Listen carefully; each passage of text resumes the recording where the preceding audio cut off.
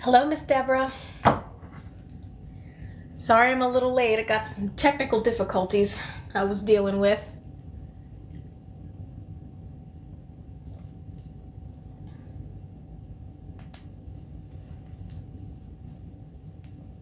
I'm still dealing with them a little bit. All right.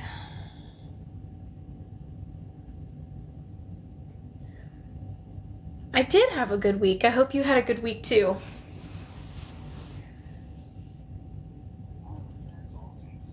All right. So we'll give everyone a few minutes to join since I joined late, so not a problem. Can you give me just like a thumbs up real quick if you can hear me, if I need to do something with my volume real quick? Oh, Miss Rachel, thank you so much.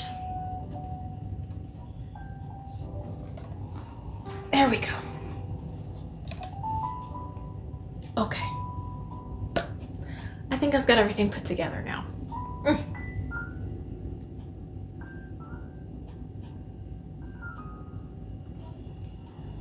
All right. Can you guys hear the music all right?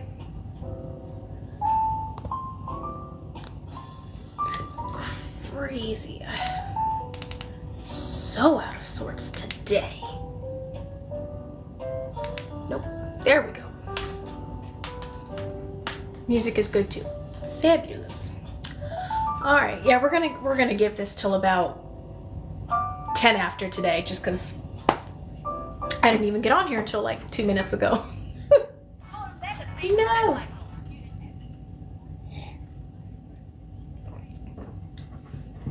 So did everybody have a relaxing President's Day?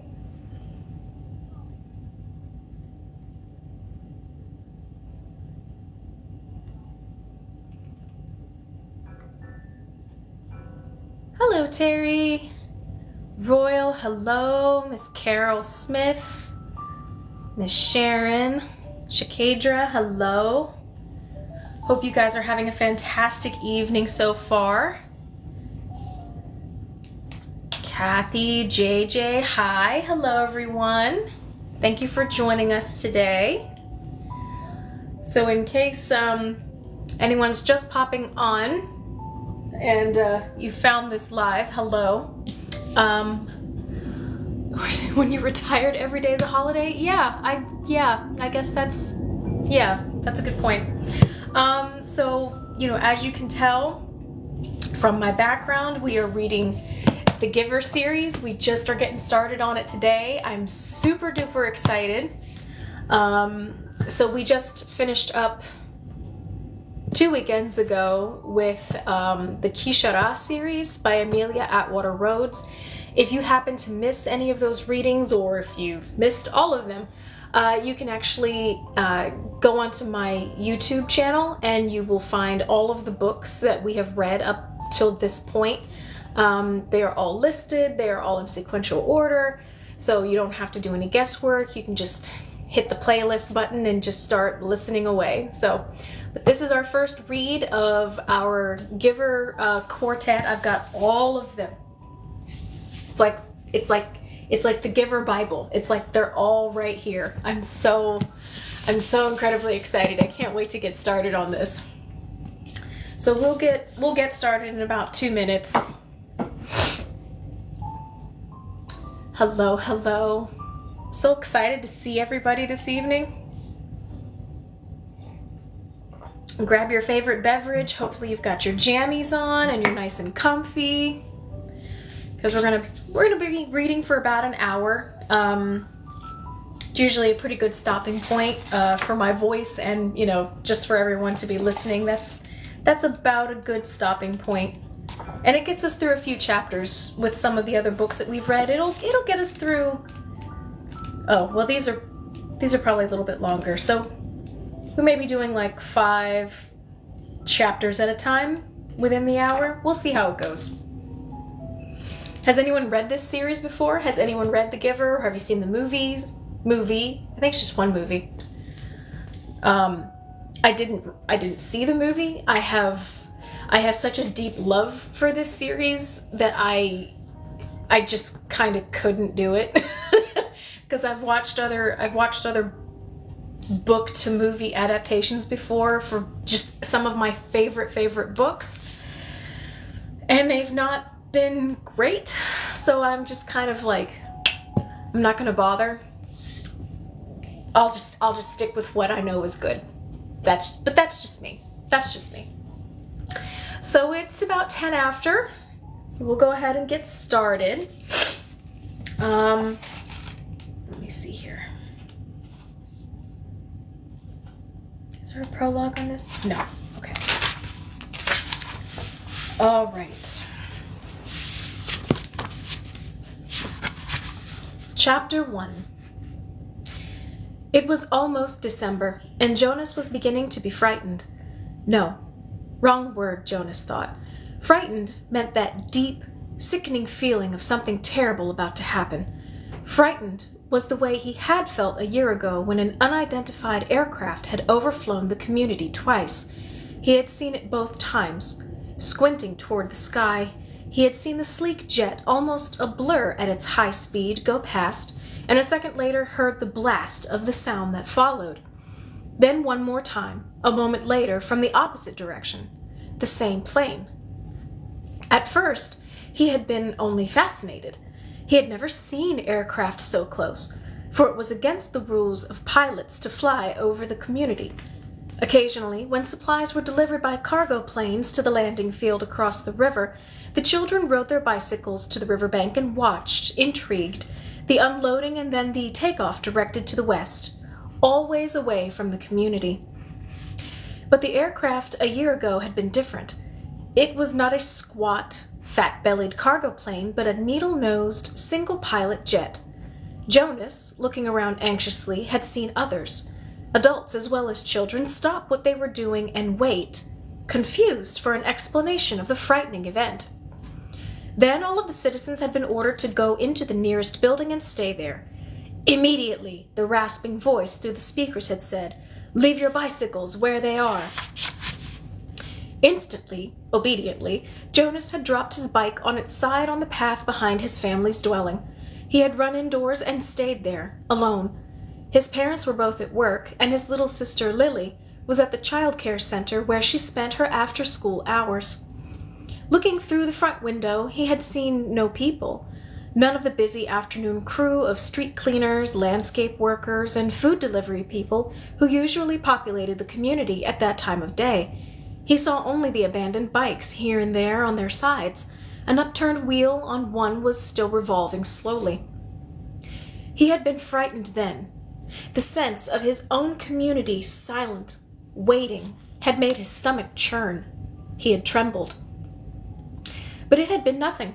Within minutes the speakers had crackled again, and the voice, reassuring now and less urgent, had explained that a pilot in training had misread his navigational instructions and made a wrong turn. Desperately, the pilot had been trying to make his way back before his error was noticed. "Needless to say, he will be released," the voice had said, followed by silence.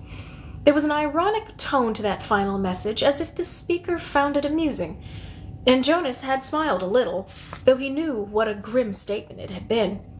For a contributing citizen to be released from the community was a final decision, a terrible punishment, an overwhelming statement of failure.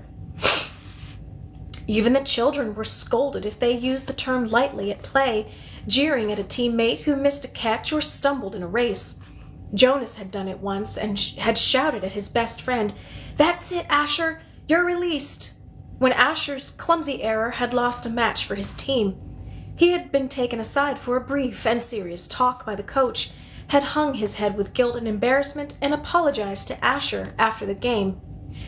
Now, thinking about the feeling of fear as he pedaled home along the river path, he remembered that moment of palpable, stomach-sinking terror when the aircraft had streaked above.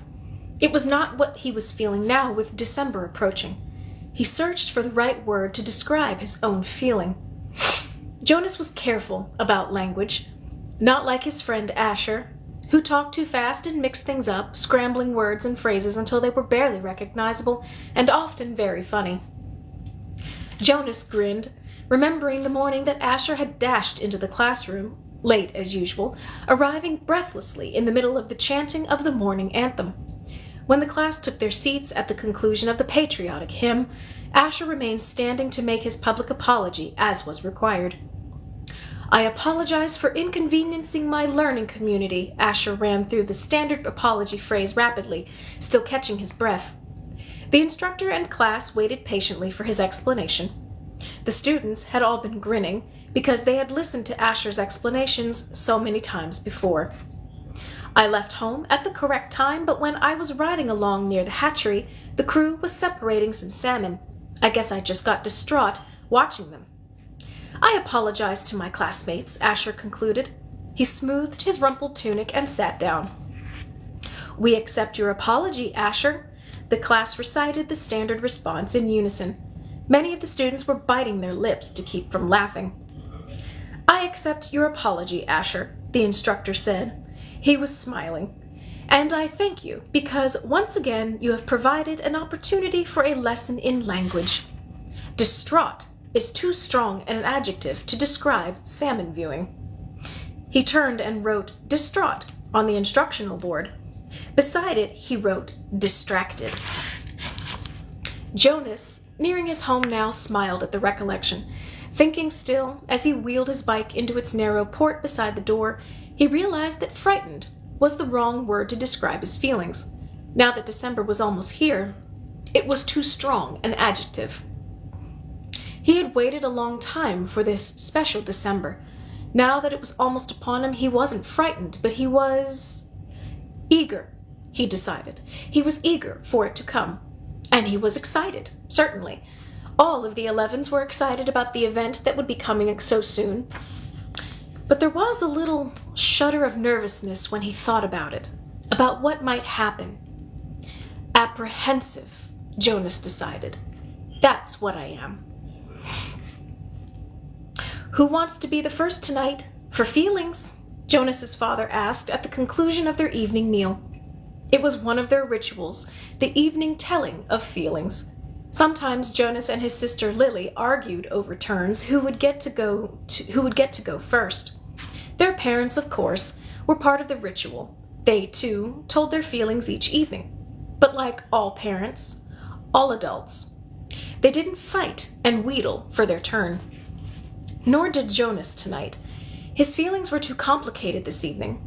He wanted to share them, but he wasn't eager to begin the process of sifting through his own complicated emotions, even with the help that he knew his parents could give. "You go, Lily," he said, seeing his sister, who was much younger, only a 7, wiggling with impatience in her chair. "I felt very angry this afternoon," Lily announced. "My childcare group was at the play area, and we had a visiting group of 7s, and they didn't obey the rules at all. One of them, a male, I don't know his name, kept going right to the front of the line for the slide, even though the rest of us were all waiting. I felt so angry at him. I made my hand into a fist, like this," and she held up a clenched fist, and the rest of the family smiled at her small, defiant gesture. "Why do you think the visitors didn't obey the rules?" Mother asked. Lily considered and shook her head. "I don't know. They acted like animals," Jonas suggested. He laughed. "That's right," Lily said, laughing too, "like animals." Neither child knew what the word meant exactly, but it was often used to describe someone uneducated or clumsy, someone who didn't fit in. "Where were the visitors from?" Father asked. Lily frowned, trying to remember. "Our leader told us when he made the welcome speech, but I can't remember. I guess I wasn't paying attention. It was from another community. They had to leave very early, and they had their midday meal on the bus." Mother nodded. "Do you think it's possible that their rules may be different, and so they simply didn't know what your play area rules were?" Lily shrugged and nodded. "I suppose." "You've visited other communities, haven't you?" Jonas asked. "My group has often." Lily nodded again. When we were 6s, we went and shared a whole school day with a group of 6s in their community. How did you feel when you were there? Lily frowned. I felt strange, because their methods were different. They were learning usages that my group hadn't learned yet, so we felt stupid. Father was listening with interest. I'm thinking, Lily, he said, about the boy who didn't obey the rules today. Do you think it's possible that he felt strange and stupid, being in a new place with rules that he didn't know about? Lily pondered that. Yes, she said, finally. I feel a little sorry for him, Jonas said, even though I don't even know him. I feel sorry for anyone who is in a place where he feels strange and stupid. How do you feel now, Lily? Father asked. Still angry? I guess not, Lily decided. I guess I feel a little sorry for him. And sorry I made a fist. She grinned. Jonas smiled back at his sister. Lily's feelings were always straightforward, fairly simple, usually easy to resolve. He guessed that his own had been too, when he was a 7. He listened politely, though not very attentively, while his father took his turn, describing a feeling of worry that he'd had that day at work, a concern about one of the new children who wasn't doing well. Jonas's father's title was nurturer. He and the other nurturers were responsible for all the physical and emotional needs of every new child during its earliest life. It was a very important job, Jonas knew, but it wasn't one that interested him much. What gender is it? Lily asked. Male, my father said. He's a sweet little male with a lovely disposition, but he isn't growing as fast as he should, and he doesn't sleep soundly. We have him in the extra care section for supplementary nurturing, but the committee is beginning to talk about releasing him. Oh no, Mother murmured sympathetically. I know how sad that must make you feel. Jonas and Lily both nodded sympathetically as well. Release of new children was always sad, because they hadn't had a chance to enjoy life within the community yet, and they hadn't done anything wrong. There were only 2 occasions of release which were not punishment. Release of the elderly, which was a time of celebration of a life well and fully lived, and release of a new child, which always brought a sense of what could we have done. This was especially troubling for the nurturers, like Father, who had felt that they had failed somehow, but it happened very rarely. Well, Father said, I'm going to keep trying. I may ask the committee for permission to bring him here at night, if you don't mind. You know what the night crew nurturers are like. I think this little guy needs something extra. Of course, Mother said, and Jonas and Lily nodded. They had heard Father complain about the night crew before. It was a lesser job, night crew nurturing, assigned to those who lacked the interest or skills or insight for the more vital jobs of the daytime hours. Most of the people on the night crew had not even been given spouses because they lacked, somehow, the essential capacity to connect to others, which was required for the creation of a family unit. Maybe we could keep him? Lily suggested sweetly, trying to look innocent. The look was fake, Jonas knew. They all knew. Lily, Mother reminded her, smiling, you know the rules. 2 children, 1 male, 1 female. To each family unit. It was written very clearly in the rules. Lily giggled. Well, she said, I thought maybe just this once. Next, Mother, who held a prominent position at the Department of Justice, talked about her feelings. Today, a repeat offender had been brought before her. Someone who had broken the rules before. Someone who she hoped had been adequately and fairly punished, and who had been restored to his place, to his job, his home, his family unit. To see him brought before her a second time caused her overwhelming feelings of frustration and anger, and even guilt that she hadn't made a difference in his life. I feel frightened, too, for him, she confessed. You know that there's no third chance. The rules say that if there's a third transgression, he simply has to be released. Jonas shivered. He knew it happened. There was even a boy in his group of 11s whose father had been released years before. No one ever mentioned it. The disgrace was unspeakable. It was hard to imagine. Lily stood up and went to her mother. She stroked her mother's arm. From his place at the table, Father reached over and took her hand. Jonas reached for the other. One by one, they comforted her. Soon she smiled, thanked them, and murmured that she felt soothed. The ritual continued. "Jonas," Father asked, "your last tonight?" Jonas sighed. This evening he almost would have preferred to keep his feelings hidden, but it was, of course, against the rules. "I'm feeling apprehensive," he confessed, glad that the appropriate descriptive word had finally come to him. "Why is that, son?" His father looked concerned. "I know there's really nothing to worry about," Jonas explained, "and that every adult has been through it. I know you have, Father, and you too, Mother. But it's the ceremony that I'm apprehensive about. It's almost December." Lily looked up, her eyes wide. "The ceremony of 12, she whispered in an awed voice. Even the smallest children, Lily's age and younger, knew that it lay in the future for each of them. "I'm glad you told us of your feelings," Father said. "Lily," Mother said, beckoning to the little girl, "go on now and get into your night clothes. Father and I are going to stay here and talk to Jonas for a while." Lily sighed, but obediently she got down from her chair. "Privately?" she asked. Mother nodded. "Yes," she said, "this talk will be a private one with Jonas."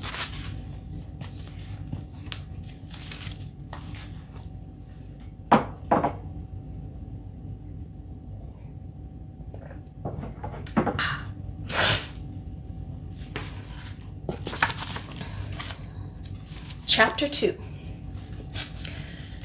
Jonas watched as his father poured a fresh cup of coffee. He waited.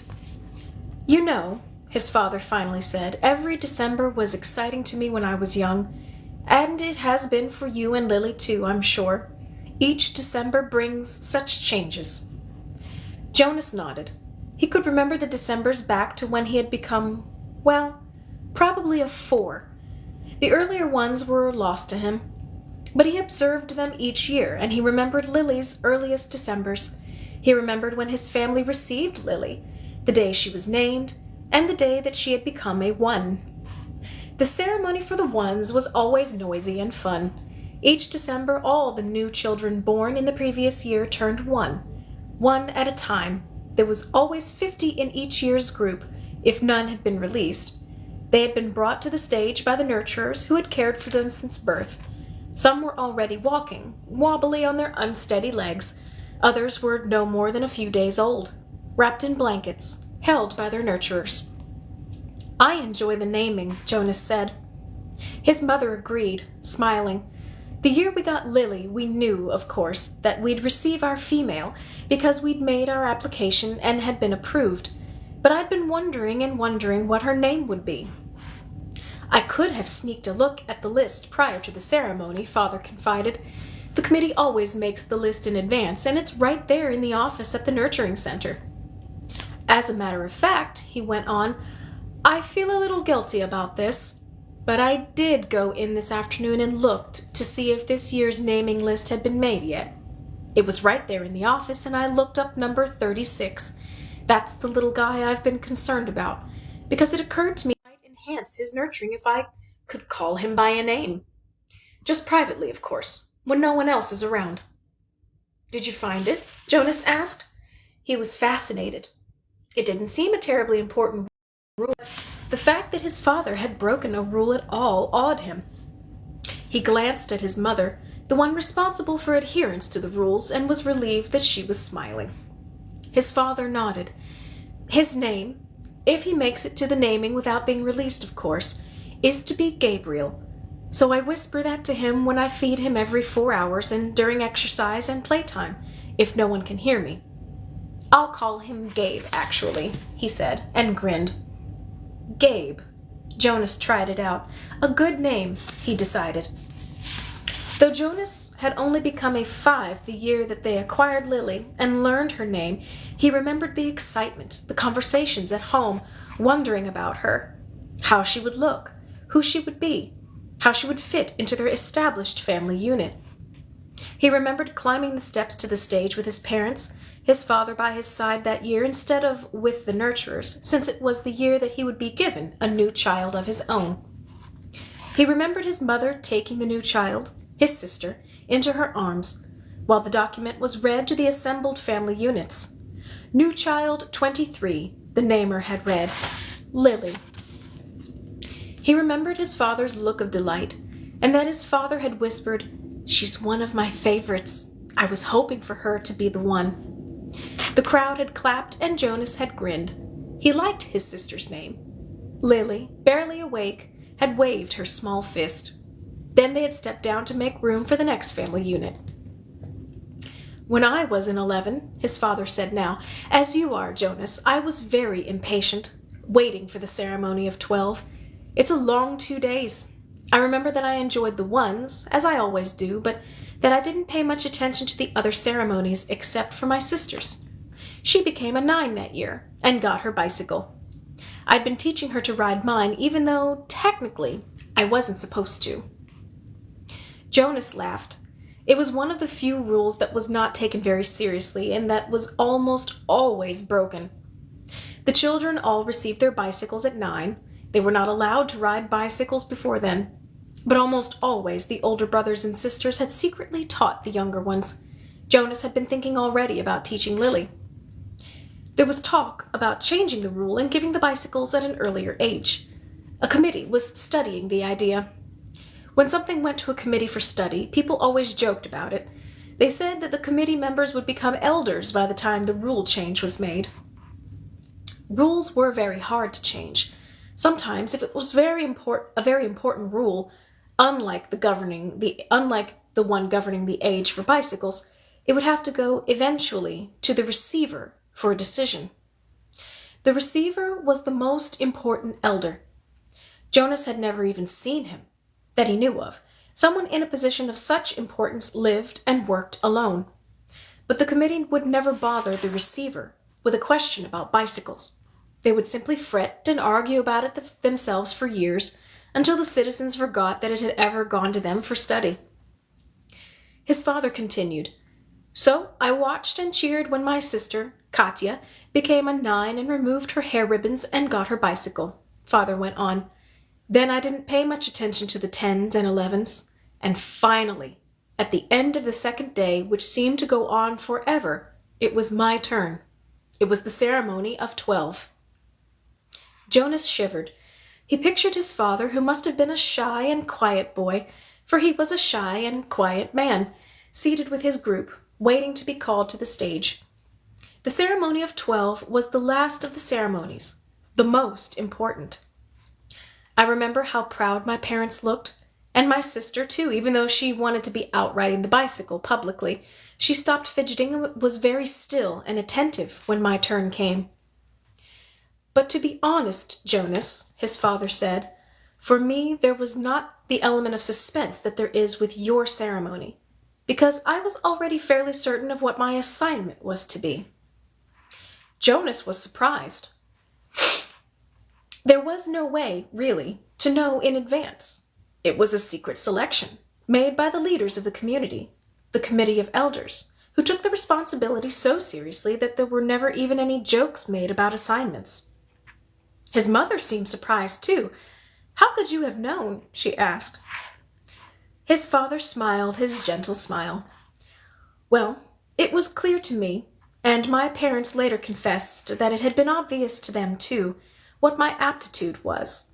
I had always loved the new children more than anything. When my friends in my age group were holding bicycle races or building toy vehicles or bridges with their construction sets, or all of the things I do with my friends," Jonas pointed out, and his mother nodded in agreement. "I always participated, of course, because as children we must experience all of those things. And I studied hard in school, as you do, Jonas. But again and again, during free time, I found myself drawn to the new children. I spent almost all of my volunteer hours helping in the nurturing center. Of course the elders knew that, from their observation."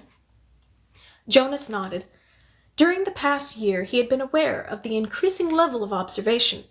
In school, at recreation time, and during volunteer hours, he had noticed the elders watching him and the other 11s. He had seen them taking notes. He knew, too, that the elders were meeting for long hours with all of the instructors that he and the other 11s had had during their years of school. So I expected it, and I was pleased but not at all surprised when my assignment was announced as nurturer, Father explained. Did everyone applaud, even though they weren't surprised? Jonas asked. Oh, of course.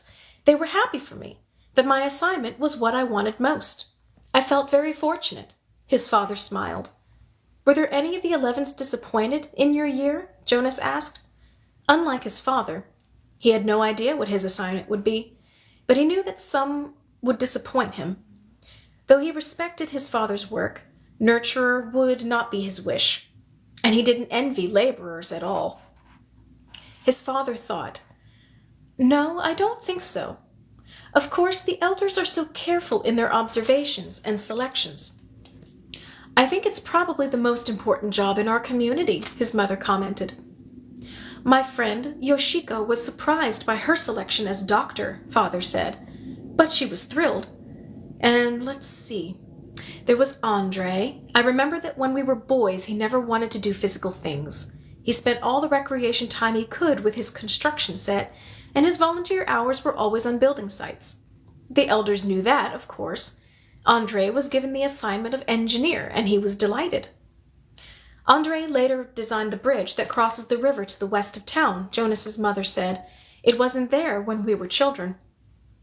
And there are very rarely disappointments, Jonas. I don't think you need to worry about that, his father reassured him. And if there are, you know there's an appeal process. But they all laughed at that. An appeal went to a committee for study. I worry a little about Asher's assignment, Jonas confessed. Asher's such fun, but he doesn't really have any serious interests. He makes a game out of everything. His father chuckled. You know, he said, I remember when Asher was a new child at the nurturing center, before he was named. He never cried. He giggled and laughed at everything. All of us on the staff enjoyed nurturing Asher. The elders know Asher, his mother said. They'll find exactly the right assignment for him. I don't think you need to worry about him. But Jonas, let me warn you about something that may not have occurred to you. I know I didn't think about it until after my ceremony of 12. What's that? Well, it's the last of the ceremonies, as you know. After 12, age isn't important. Most of us even lose track of how old we are as time passes, though the information is in the Hall of Open Records. And we could go look it up if we wanted to. What's important is the preparation for adult life and the training you'll receive in your assignment. I know that, Jonas said. Everyone knows that.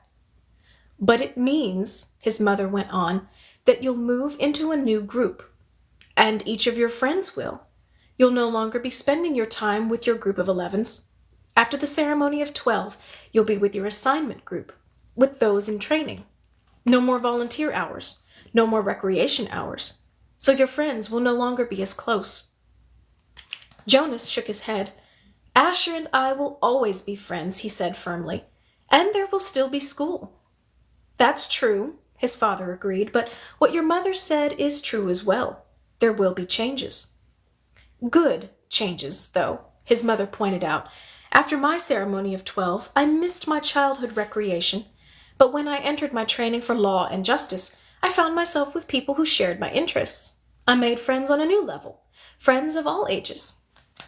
Did you still play at all after 12? Jonas asked. Occasionally, his mother replied, but it didn't seem as important to me. I did, his father said, laughing. I still do, every day at the nurturing center. I play bounce on the knee and peekaboo and hug the teddy. He reached over and stroked Jonas's neatly trimmed hair. Fun doesn't end when you become 12. Lily appeared, wearing her night clothes, in the doorway. She gave an impatient sigh. This is certainly a very long, private conversation, she said, and there are certain people waiting for their comfort object.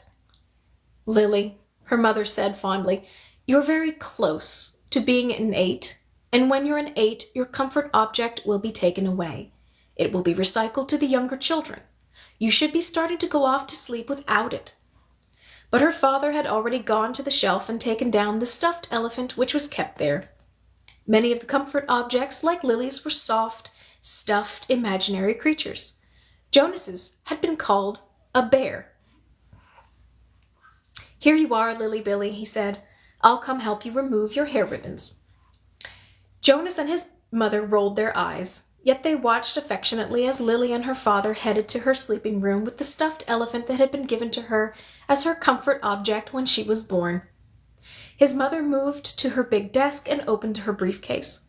Her work never seemed to end, even when she was at home in the evening. Jonas went to his own desk and began to sort through his school papers for the evening's assignment, but his mind was still on December and the coming ceremony.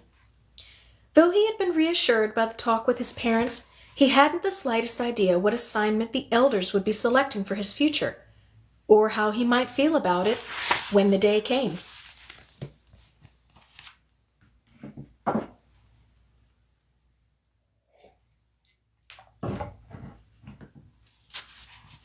Hello for any of our new people who have joined.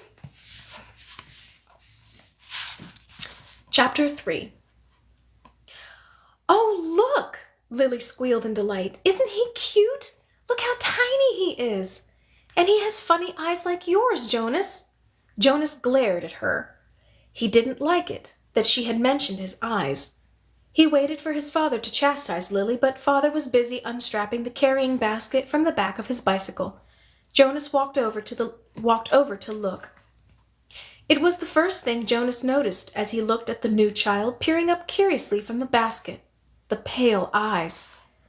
Almost every citizen in the community had dark eyes. His parents did, and Lily did, and so did all of his group members and friends. But there were a few exceptions. Jonas himself, and a female 5 who he had noticed had the different, lighter eyes. No one mentioned such things, it was not a rule, but was considered rude to call attention to things that were unsettling or different about individuals. Lily, he decided, would have to learn that soon, or she would be called in for chastisement because of her insensitive chatter. Father put his bike into its port, then he picked up the basket and carried it into the house. Lily followed behind, but she glanced back over her shoulder at Jonas and teased, "Maybe he had the same birth mother as you." Jonas shrugged. He followed them inside, but he had been startled by the new child's eyes. Mirrors were rare in the community. They weren't forbidden, but there was no real need of them, and Jonas had simply never bothered to look at himself very often, even when he found himself in a location where a mirror existed. Now, seeing the new child and its expression, he was reminded that the light eyes were not only a rarity, but gave the one who had them a certain look. What was it? Depth, he decided, as if one were looking into the clear water of the river, down to the bottom, where things might lurk which hadn't been discovered yet. He felt self-conscious, realizing that he, too, had that look. He went to his desk, pretending not to be interested in the new child. On the other side of the room, Mother and Lily were bending over to watch as Father unwrapped its blanket. "What's his comfort object called?" Lily asked, picking up the stuffed creature which had been placed beside the new child in his basket. Father glanced at it. "Hippo," he said. Lily giggled at the strange word. "Hippo," she repeated, and put the comfort object down. She peered at the unwrapped newborn, who waved his arms. "I think new children are so cute," Lily sighed. "I hope I get assigned to be a birth mother." "Lily," Mother spoke very sharply, "don't say that. There's very little honor in that assignment." "But I was talking to Natasha. You know, the 10 who lives around the corner? She does some of her volunteer hours at the birthing center, and she told me that the birth mothers get wonderful food, and they have very gentle exercise periods, and most of the time they just play games and amuse themselves while they're waiting. I think I'd like that," Lily said petulantly. 3 years, Mother told her firmly. 3 births, and that's all. After that, they are laborers for the rest of their adult lives, until the day that they enter the house of the old. Is that what you want, Lily? 3 lazy years, and then hard physical labor until you are old? "Well, no," I guess not, Lily acknowledged reluctantly. Father turned the new child onto his tummy in the basket. He sat beside it and rubbed its small back with a rhythmic motion. Anyway, Lily Billy, he said affectionately, the birth mothers never even get to see new children. If you enjoy the little ones so much, you should hope for an assignment as nurturer. When you're an 8 and start your volunteer hours, you can try some at the nurturing center, Mother suggested. Yes, I think I will, Lily said. She knelt beside the basket. What did you say his name is? Gabriel? Hello, Gabriel, she said in a sing-song voice. Then she giggled. Oops, she whispered. I think he's asleep. I guess I'd better be quiet. Jonas turned to the school assignments on his desk. Some chance of that, he thought. Lily was never quiet. Probably she should hope for an assignment as speaker, so that she could sit in the office with the microphone all day, making announcements. He laughed silently to himself, picturing his sister droning on in the self-important voice that all the speakers seemed to develop, saying things like, Attention! This is a reminder to females under 9 that hair ribbons are to be neatly tied at all times. He turned toward Lily and noticed his satisfaction that her ribbons were, as usual, undone and dangling. There would be an announcement like that quite soon, he felt certain, and it would be directed mainly at Lily, though her name, of course, would not be mentioned. Everyone would know. Everyone had known, he remembered with humiliation, that the announcement, Attention! This is a reminder to male 11s that objects are not to be removed from the recreation area and that snacks are to be eaten, not hoarded, had been specifically directed at him. The day last month that he had taken an apple home. No one had mentioned it, not even his parents, because the public announcement had been sufficient to produce the appropriate remorse. He had, of course, disposed of the apple and made his apology to the recreation director the next morning before school. Jonas thought again about that incident. He was still bewildered by it. Not by the announcement or the necessary apology. Those were standard procedures, and he had deserved them. But by the incident itself. He probably should have brought up his feeling of bewilderment that very evening when the family unit had shared their feelings of the day, but he had not been able to sort out and put words to the source of his confusion, so he had let it pass. It had happened during the recreation period when he had been playing with Asher. Jonas had usually picked up an apple from the basket where the snacks were kept and had thrown it to his friend. Asher had thrown it back, and they had begun a simple game of catch. There had been nothing special about it. It was an activity that he had performed countless times. Throw, catch, throw, catch.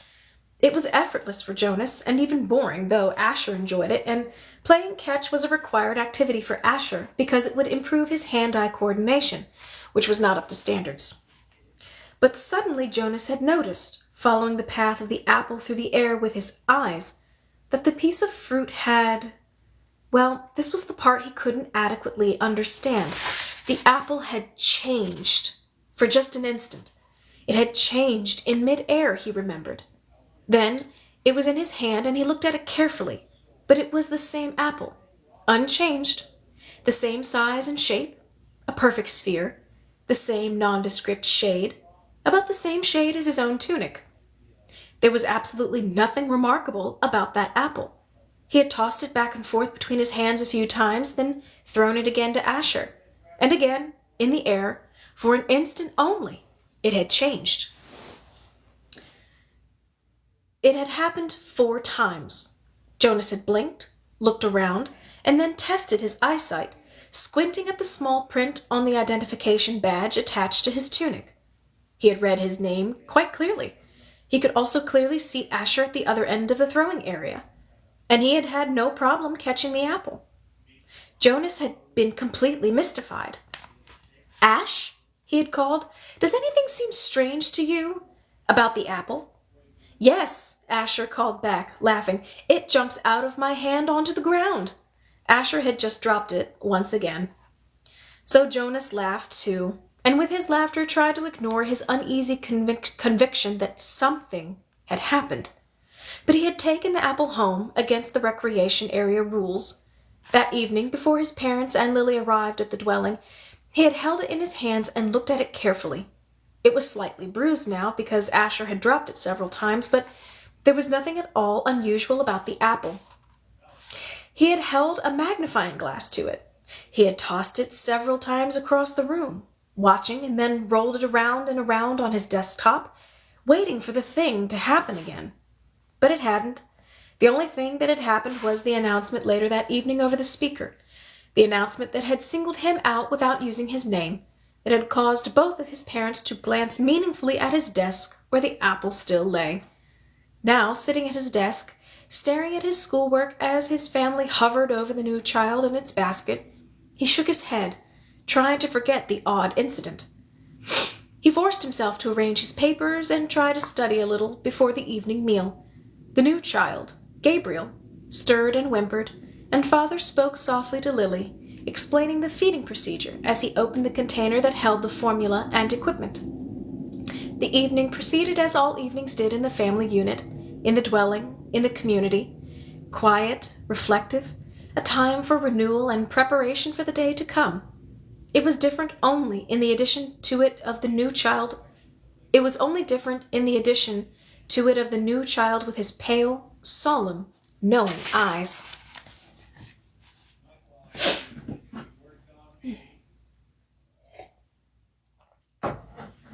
Chapter 4. This will probably bring us to our conclusion for the evening. Jonas rode at a leisurely pace, glancing at the bike sports beside the buildings to see if he could spot Asher's. Wow, bike ports. Bike ports, that's what I meant to say. He didn't often do his volunteer hours with his friend because Asher frequently fooled around and made serious work a little difficult. But now, with 12 coming so soon, and the volunteer hours ending, it didn't seem to matter. The freedom to choose where to spend those hours had always seemed a wonderful luxury to Jonas. Other hours of the day were so carefully regulated. He remembered when he had become an 8, as Lily would do shortly, and he had been faced with that freedom of choice. The 8s always set out on their first volunteer hour a little nervously, giggling and staying in groups of friends. They almost invariably did their hours on recreation duty first, helping with the younger ones in a place where they still felt comfortable. But with guidance, as they developed self-confidence and maturity, they moved on to other jobs, gravitating towards those that would suit their own interests and skills. A male 11 named Benjamin had done his entire nearly 4 years in the rehabilitation center, working with citizens who had been injured. It was rumored that he was as skilled now as the rehabilitation directors themselves, and that he had even developed some machines and methods to hasten rehabilitation. There was no doubt that Benjamin would receive his assignment to that field and would probably be permitted to bypass most of the training. Jonas was impressed by the things Benjamin had achieved. He knew him, of course, since they had always been group mates, but they never talked about the boy's accomplishments because such a conversation would have been awkward for Benjamin. There was never any comfortable way to mention or discuss one's successes without breaking the rules against bragging, even if one didn't mean to. It was a minor rule, rather like rudeness, punishable only by gentle chastisement. But still, better to steer clear of an occasion governed by a rule which they could very easily break. The area of dwellings behind him, Jonas rode past the community structures, hoping to spot Asher's bicycle parked beside one of the small factories or office buildings.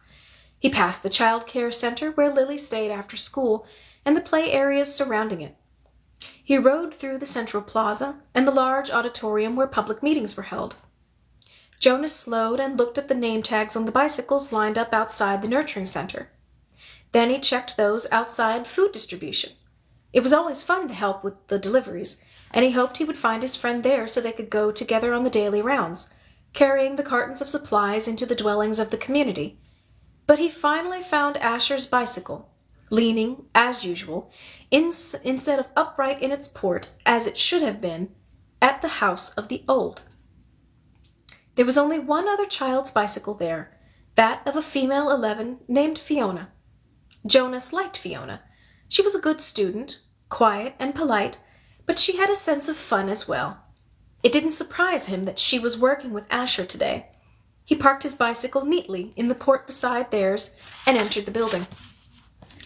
"Hello, Jonas," the attendant at the front desk said. She handed him the sign-up sheet and stamped her own official seal beside his signature. All of his volunteer hours would be carefully tabulated at the Hall of Open Records.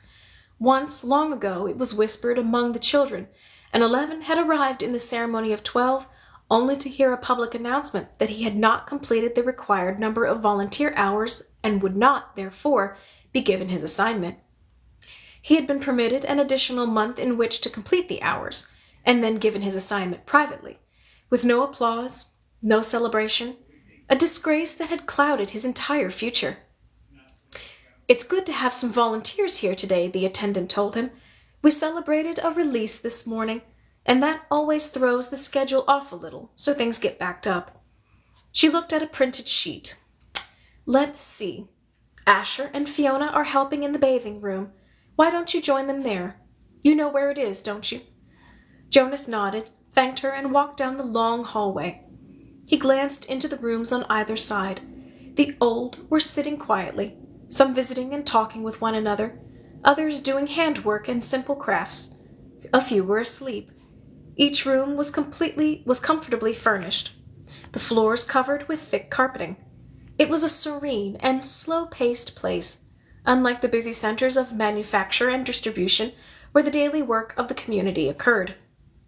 Jonas was glad that he had, over the years, chosen to do his hours in a variety of places so that he could experience the differences. He realized, though, that not focusing on one area meant he was left with not the slightest idea, not even a guess, of what his assignment would be. He laughed softly. "Thinking about the ceremony again, Jonas?" he teased himself, but he suspected that with the date so near, probably all of his friends were too. He passed a caretaker walking slowly with one of the old in the hall. "Hello, Jonas," the young uniformed man said, smiling pleasantly. The woman beside him, whose arm he held, was hunched over as she shuffled along in her soft slippers. She looked toward Jonas and smiled, but her dark eyes were clouded and blank. He realized that she was blind. He entered the bathing room with its warm, moist air and scent of cleansing lotions. He removed his tunic, hung it carefully on a wall hook, and put on the volunteer's smock that was folded on a shelf. "Hi, Jonas," Asher called from the corner where he was kneeling beside a tub. Jonas saw Fiona nearby at a different tub. She looked up and smiled at him, but she was busy, gently washing a man who lay in the warm water. Jonas greeted them and the caretaking attendants at work nearby. Then he went to the row of padded lounging chairs where others of the old were waiting. He had worked here before. He knew what to do. "Your turn, Larissa," he said, reading the name tag on the woman's robe. "I'll just start the water and then help you up." He pressed the button on a nearby empty tub and watched as the warm water flowed in through the many small openings on its sides. The tub would be filled in a minute and the water flow would stop automatically. He helped the woman from the chair, led her to the tub, removed her robe and steadied her with his hand on her arm as she stepped in and lowered herself. She leaned back and sighed with pleasure, her head on a soft cushioned headrest. "Comfortable?" he asked, and she nodded, her eyes closed. Jonas squeezed cleansing lotion into the clean sponge at the end of the tub and began to wash her frail body. Last night he had watched as his father bathed the new child. This was much the same. The fragile skin, the soothing water, the gentle motion of his hand, slippery with soap. The relaxed, peaceful smile on the woman's face reminded him of Gabriel being bathed. And the nakedness, too. It was against the rules for children or adults to look at another's nakedness, but the rule did not apply to new children or to the old. Jonas was glad. It was a nuisance to keep oneself covered while changing for games, and the required apology if one had, by mistake, glimpsed another's body was always awkward. He couldn't see why it was necessary. He liked the feeling of safety here in this warm and quiet room. He liked the expression of trust on the woman's face as she lay in the water, unprotected, exposed and free. From the corner of his eye he could see his friend Fiona help the old man from the tub and tenderly pat his thin, naked body dry with an absorbent cloth. She helped him into his robe. Jonas thought Larissa had drifted into sleep, as the old often did, and he was careful to keep his motions steady and gentle so he wouldn't wake her. He was surprised when she spoke, her eyes still closed. "This morning we celebrated the release of Roberto," she told him. "It was wonderful." "I knew Roberto," Jonas said. "I helped with his feeding the last time I was here, just a few weeks ago. He was a very interesting man." Larissa opened her eyes happily. "They told his whole life before they released him," she said. "They always do, but to be honest," she whispered with a mischievous look, "some of the tellings are a little boring. I even see some of the old falling asleep during tellings. When they released Edna recently. Did you know Edna?" Jonas shook his head. He couldn't recall anyone named Edna. "Well, they tried to make her life sound meaningful. And of course," she added primly, "all lives are meaningful. I don't mean that they aren't, but Edna, my goodness. She was a birth mother, and then she worked in food production for years until she came here. She never even had a family unit." Larissa lifted her head and looked around to make sure no one else was listening. Then she confided, "I don't think Edna was very smart." Jonas laughed. He rinsed her left arm, laid it back into the water, and began to wash her feet. She murmured with pleasure as he massaged her feet with the sponge. "But Roberto's life was wonderful," Larissa went on after a moment. "He had been an instructor of 11s. You know how important that is. And he'd been on the planning committee. And, goodness, I don't know how he found the time. He also raised 2 very successful children. And he was also the one who did the landscaping design for the Central Plaza. He didn't do the actual labor, of course. Now, you're back. Lean forward and I'll help you sit up." Jonas put his arm around her and supported her as she sat. He squeezed the sponge against her back and began to rub her sharp boned shoulders. "Tell me about the celebration." "Well, there was the telling of his life. That is always first. Then the toast. We all raised our glasses and cheered. We chanted the anthem. He made a lovely goodbye speech, and several of us made little speeches wishing him well. I didn't, though. I've never been fond of speaking in public." He was thrilled. You should have seen the look on his face when they let him go. Jonas slowed the strokes of his hand on her back thoughtfully. "Larissa," he asked, "what happens when they make the actual release? Where exactly did Roberto go?" She lifted her bare, wet shoulders in a small shrug. "I don't know. I don't think anybody does, except the committee. He just bowed to all of us and then walked, like they all do, through the special door in the releasing room. But you should have seen his look. Pure happiness, I'd call it." Jonas grinned. "I wished I'd been there to see it." Larissa frowned. "I don't know why they don't let children come. Not enough room, I guess. They should enlarge the releasing room." "We'll have to suggest that to the committee. Maybe they'd study it," Jonas said slyly, and Larissa chortled with laughter.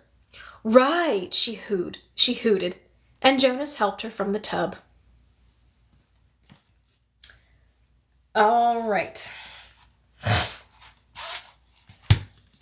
That will bring us to chapter 5 for next week. I hope you guys are enjoying the reading so far. I know I am. I absolutely love this series. I love it, love it, love it. Yeah, so I hope that you all join me next week. Same time, Monday. Hopefully we start on time. I know we were only a few minutes behind today, but I dislike starting late. But so next week, next Monday from 8 to 9, for anyone who is watching this on YouTube, thank you for listening. Thank you for watching. Feel free to hop onto TikTok on the nights where I read live and come watch me read. But other than that, I hope you all have a fantastic week. Take care of yourselves. Stay safe. Stay hydrated. And I will see you next time. Bye.